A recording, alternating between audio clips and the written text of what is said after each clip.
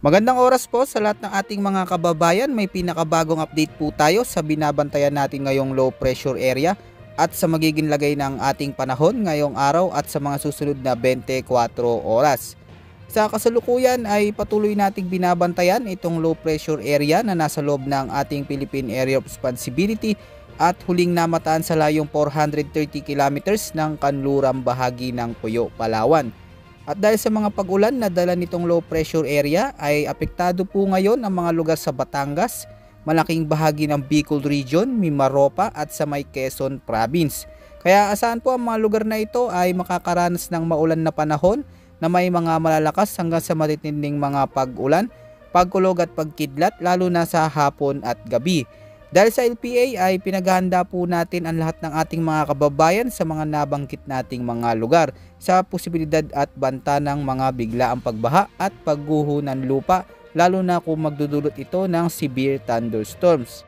Samantala makikita natin sa ating weather forecast na nakakaapekto na rin ito sa ilang bahagi ng Ilocos Region, especially mga kababayan natin dyan sa may Nueva Vizcaya, sa may Ilocos Sur at Isabela. Dahil sa mga pag-ulan na dala nitong low pressure area ay asahan na may mga malalakas na pag-ulan din tayong mararanasan lalo na dito sa malaking bahagi ng Central Luzon, lalo na dito sa Pangasinan, Tarlac at sa may Zambales, no?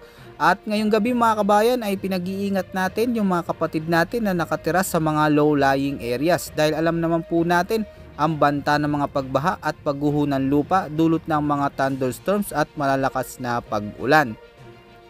May mga malalakas na pag-ulan din tayong inaasahan dulot ng mga umiiral na thunderstorms ngayon lalo na dito sa Cordillera Administrative Region, malaking bahagi ng Central at Northern Luzon kasama rin ang mga ilang lugar sa Ilocos Sur, La Union at Zambales. Maulang panahon din ang inaasahan natin mga kababayan dito po sa mga kapatid natin sa Mountain Province hanggang sa may Kalinga. At Abra may mga nakikita din tayong pamumuo dyan ng thunderstorms na nagdadala ng mga pag-ulan sa may Quirino at Aurora. So yan po mga kababayan, yung mga nabanggit nating mga lugar ay pinag-iingat po natin yung mga kababayan natin dyan sa posibilidad at banta ng biglaang pagbaha at pagguho ng lupa lalo na kung magiging matitindi ang mga pag-ulan na dala nito. Samantala sa buong Metro Manila naman at sa natitira pang bahagi ng ating bansa ay asahan na magiging makapal hanggang sa madilim na kalangitan na may mga kalat-kalat na pag-ulan, pagkulog at pagkidlat lalo na pagdating ng hapon at gabi.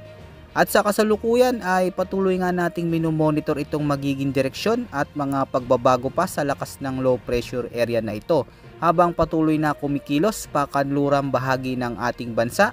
Sa ngayon ay wala pa naman tayong namomonitor na bagong LPA o bagyo sa labas ng ating Philippine Area of Responsibility na posibleng pumasok sa loob ng ating PAR. Ngunit sa mga susunod na linggo ay hindi natin inaalis ang tsansa o posibilidad na may mabuong bagyo o sama ng panahon dito po sa may silangang bahagi ng ating bansa. Bukas naman patuloy pa rin na makakaranas ng maulang panahon lalo na dyan sa mga kababayan natin sa may Central Luzon na may mga malalakas hanggang sa matitinding mga pag-ulan dulot ng umiiral pa rin na low pressure area at mga thunderstorms. At malaga po magpatuloy po tayo na magantabay pa sa mga susunod pa nating update. Yan po muna ang ating pinaka-latest weather update at ulat panahon ngayong araw mga kababayan ko. Ito po ang inyong weather forecast ng bansa. Maraming salamat po at ingat po sa ating lahat.